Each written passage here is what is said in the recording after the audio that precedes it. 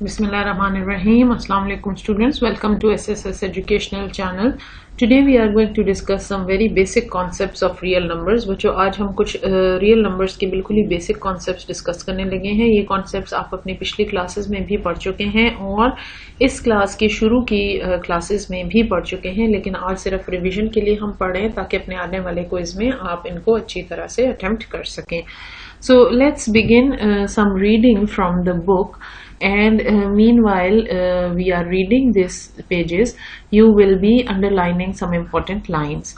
बेटा साथ साथ अपनी important lines भी underline करते जाएं, ये आपके लिए important भी हैं concept के point of view से भी, और कहीं पर आपको इनमें से कोई objective type fill in the blanks भी आ सकते हैं. यहाँ पर topic 2.11 है, a rational number is a number that can be expressed in the form of p divided by q, where p and q are integers and q is not equal to 0. rational number क्या होते हैं?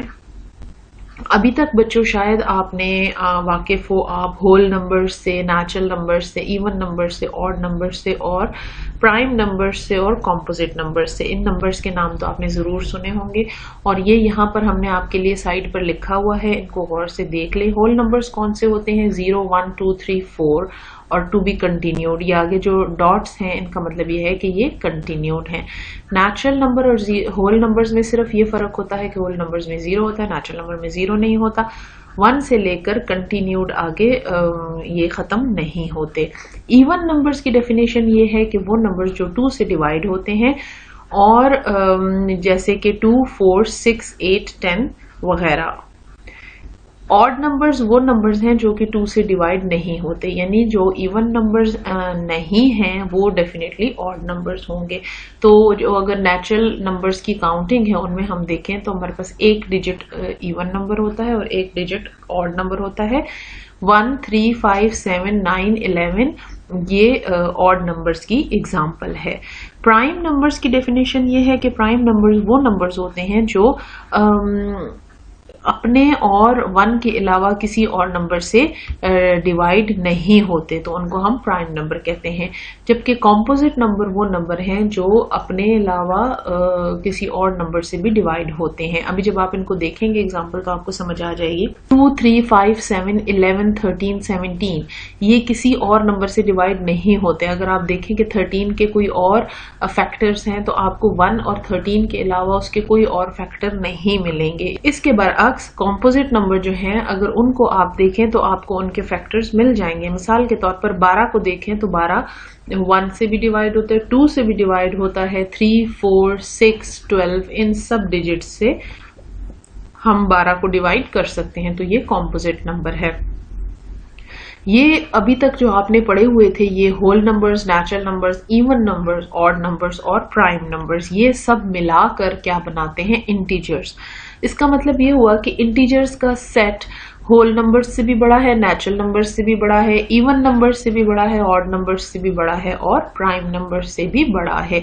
ये सब मिलकर integers बनाते हैं. Integers को हम z से रिप्रेजेंट करते हैं और इंटीजर्स में प्लस माइनस दोनों डिजिट्स शामिल होते हैं. 0 और प्लस डिजिट्स भी शामिल होते हैं और माइनस डिजिट्स भी शामिल होते हैं. इंटीजर्स के बीच में जब हम फ्रैक्शंस ऐड करते हैं, ठीक है, यानी पूरा नंबर ना हो बल्कि पार्ट ऑफ अ नंबर हो, पूरे नंबर से आधा हो, 3.5, 4.5, वो चाहे डेसिमल की फॉर्म में लिखें या हम फ्रैक्शन की फॉर्म में लिखें, वो मिलकर रैशनल नंबर्स बनाते हैं. Integers plus fractions is equal to rational numbers. अब रैशनल नंबर्स और इर्रैशनल नंबर्स. इर्रैशनल नंबर्स कौन से होते हैं? रैशनल नंबर तो आपको समझ आ गया कि इंटीजर्स और फ्रैक्शंस मिलकर रैशनल नंबर बनाते हैं. इर्रैशनल नंबर कौन से हैं? इर्रैशनल नंबर्स के बारे में 2 बातें याद रखिए. Non terminating and non recurring. Non terminating and non recurring क्या होता है ये अगली वीडियो में आपको तफसील से बताएंगे. अभी ये समझ लीजिए वो वाले नंबर जिनका अंडर रूट हमें मालूम नहीं है, फॉर एग्जाम्पल 2 का हमें अंडर रूट मालूम नहीं है, 3 का अंडर रूट मालूम नहीं है, ये नंबर जो है ये इर्रेशनल नंबर कहलाते हैं। तो रैशनल नंबर्स और इर्रेशनल नंबर्स मिलकर बनाते हैं रियल नंबर्स। तो अगर इन सारे नंबर्स के सेट्स में आप देखें तो सबसे बड़ा सेट रियल नंबर्स का होगा। रियल नंबर में ये सारे नंबर शामिल होंगे। अब यहाँ से आप अंडरलाइन करना शुरू कीजिए। ये शुरू में आपको रैशनल नंबर की डेफिनेशन दी हुई है। A rational number is a number that can be expressed in the form p divided by q, where p and q are integers and q is not equal to 0। ये basic definition है rational numbers की। Rational numbers क्या होते हैं? Rational numbers वो numbers हैं जो p divided by q की फॉर्म में लिखे जा सकते हैं, यानी फ्रैक्शन की फॉर्म में लिखे जा सकते हैं। तो अब आपके जहन में आएगा कि हर नंबर तो फ्रैक्शन की फॉर्म में नहीं लिखा जा सकता। एक्चुअली हर नंबर फ्रैक्शन की फॉर्म में लिखा जा सकता है। ये देखिए आपके लिए हमने सामने लिखा हुआ है। एग्जाम्पल के तौर पे बुक में लिखा है -17 इज अ रैशनल नंबर। अगर हम चाहें तो हम -17 डिवाइडेड बाय 1 लिख सकते हैं और इससे -17 ही रहेगा, उसकी वैल्यू पर कोई फर्क नहीं पड़ेगा। सिर्फ यह है कि हम उसको p ओवर q की फॉर्म में रिप्रेजेंट कर रहे हैं। इसी तरह अगर 3 है जो कि पॉजिटिव इंटीजर है, 3 डिवाइडेड बाय 1 हम लिखें तो उसकी वैल्यू पर भी कोई फर्क नहीं पड़ेगा। इसका मतलब यह है कि हर रैशनल नंबर हम p ओवर q की फॉर्म में लिख सकते हैं। सिर्फ ये ख्याल रखना है कि q 0 के बराबर नहीं होना चाहिए। p तो 0 हो सकता है लेकिन q यानी डिनोमिनेटर की जगह जो डिजिट आ रहा है वो 0 नहीं होना चाहिए। नेक्स्ट इंपॉर्टेंट चीज जो इस पेज पर है उसको आपने अंडरलाइन करना है। The set of rational numbers is denoted by q। जो रैशनल नंबर्स हैं उनको हम q से डिनोट करते हैं। Set of irrational numbers is denoted by q complement and it consists of all those numbers which are not rational. Q complement आप लोगों को, जिन बच्चों ने पिछली क्लासेस में सेट्स के चैप्टर बहुत अच्छी तरह किए हैं उनके जहन में जरूर होगा कि कॉम्प्लीमेंट क्या होता है। कॉम्प्लीमेंट, किसी भी सेट का कॉम्प्लीमेंट सेट वो सेट होता है जिसमें वो सारे मेंबर होते हैं जो कि इस सेट में मौजूद नहीं हैं। तो इसी तरह से जो भी नंबर्स रैशनल नंबर नहीं हैं उनको हम इर्रेशनल नंबर कहते हैं।